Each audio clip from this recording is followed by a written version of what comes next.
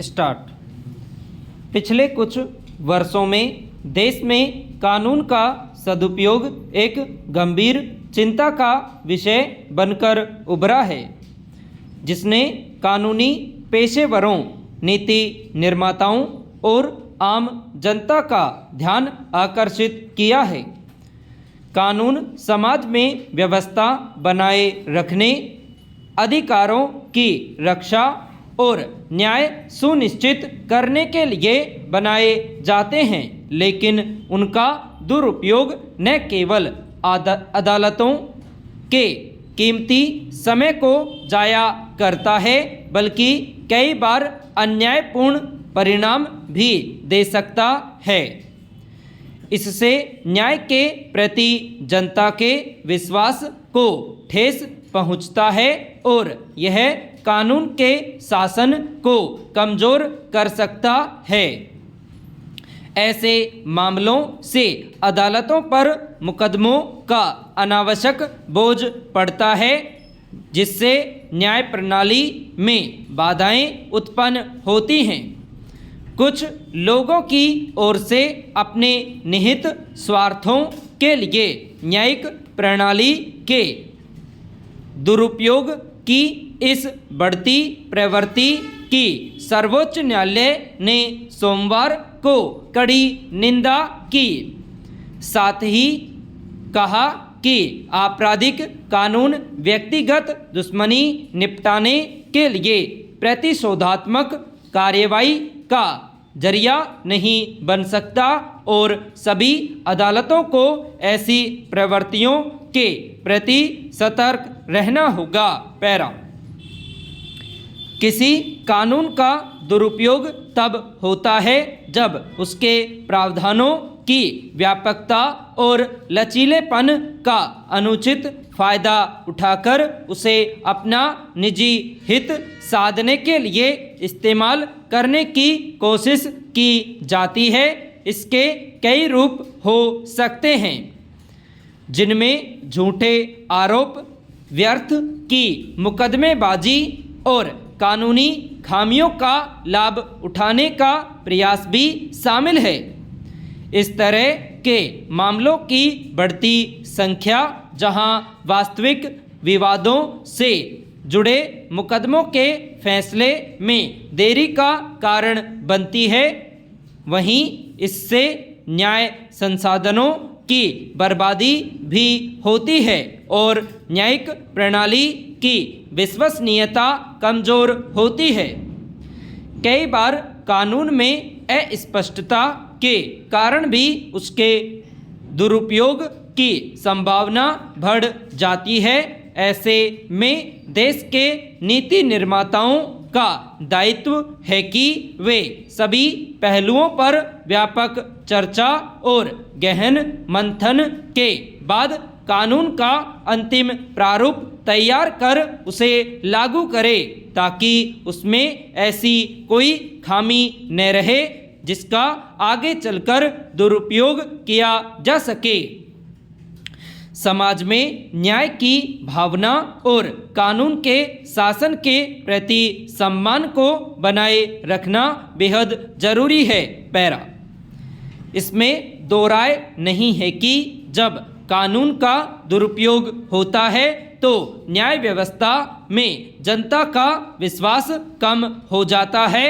लोग कानूनी प्रक्रिया की निष्पक्षता और प्रभावशीलता को लेकर सशंकित हो जाते हैं। सर्वोच्च न्यायालय ने इस चिंता के साथ खुद को जोड़ते हुए गुवाहाटी के एक व्यवसायी के खिलाफ दर्ज आपराधिक मामले को खारिज कर दिया और कहा कि यह कानून के दुरुपयोग से प्रेरित है। शीर्ष अदालत ने टिप्पणी की कि हाल के वर्षों में यह देखा गया है कि कुछ लोग अपने निजी स्वार्थों और अप्रत्यक्ष उद्देश्यों को पूरा करने के लिए आपराधिक न्याय तंत्र का दुरुपयोग कर रहे हैं। ऐसे में अदालतों को इस तरह की प्रवृत्ति के संबंध में सजग रहना होगा। और यह सुनिश्चित करना जरूरी है कि समाज के ताने बाने पर प्रतिकूल प्रभाव डालने वाले आपराधिक सोच से जुड़े प्रयासों को शुरू में ही रोक दिया जाए। इस बात पर गौर करना भी जरूरी है कि कानून के दुरुपयोग का पूरी तरह अंकुश कैसे लगाया जा सकता है।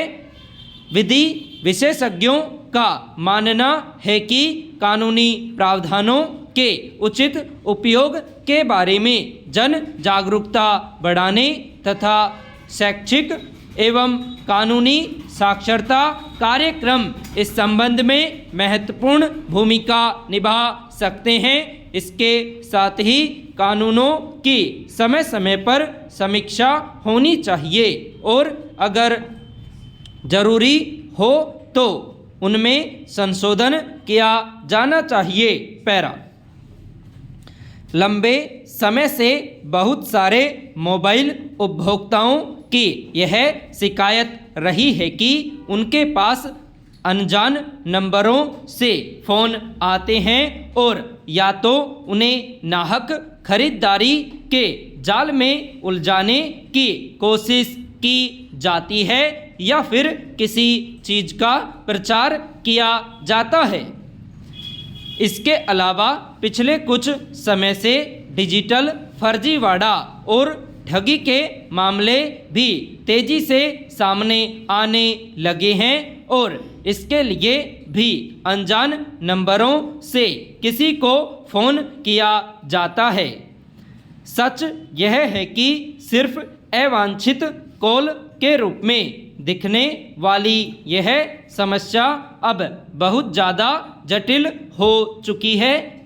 खास तौर पर स्मार्टफोन के उपभोक्ताओं को जिस तरह साइबर ठगी और फर्जीवाड़े का शिकार बनाया जाने लगा है उसका दायरा अब बहुत बड़ा हो चुका है।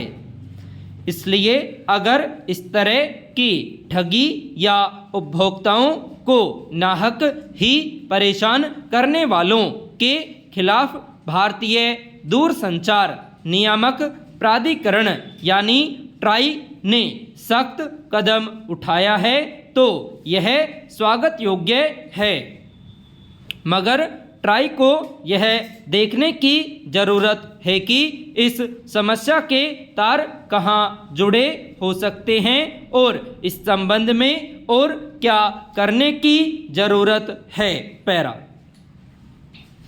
गौरतलब है कि स्पैम और गैर जरूरी व्यावसायिक फ़ोन या धोखाधड़ी करने वाले फ़ोन कॉल पर रोक लगाने के उद्देश्य से ट्राई ने पिछले 1 वर्ष में लगातार कार्रवाई की है और अब तक 21 लाख मोबाइल नंबरों को बंद कर दिया है या काली सूची में डाला है।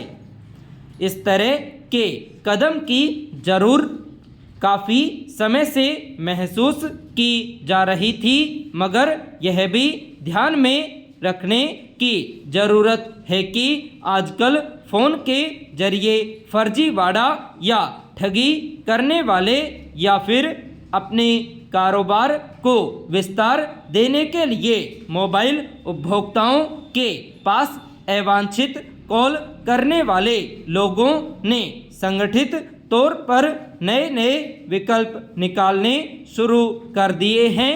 ऐसे मामले अक्सर सामने आते हैं जिनमें किसी व्यक्ति ने परेशान होकर एक नंबर को ब्लॉक कर दिया, लेकिन फिर अन्य नंबर से उसी तरह के फ़ोन आने शुरू हो जाते हैं। इसलिए अब कोई ऐसा तकनीकी ढांचा तैयार करने की ज़रूरत है जिसमें आम लोगों को किसी वस्तु के प्रचार या अन्य मकसद से किए जाने वाले अवांछित फ़ोन से लेकर डिजिटल ठगी, धोखाधड़ी या भयावह और साइबर अपराधियों के जाल से बचाया जा सके। संपूर्ण विराम। वो जरूर बोलो ना, वो जरूरत है ना।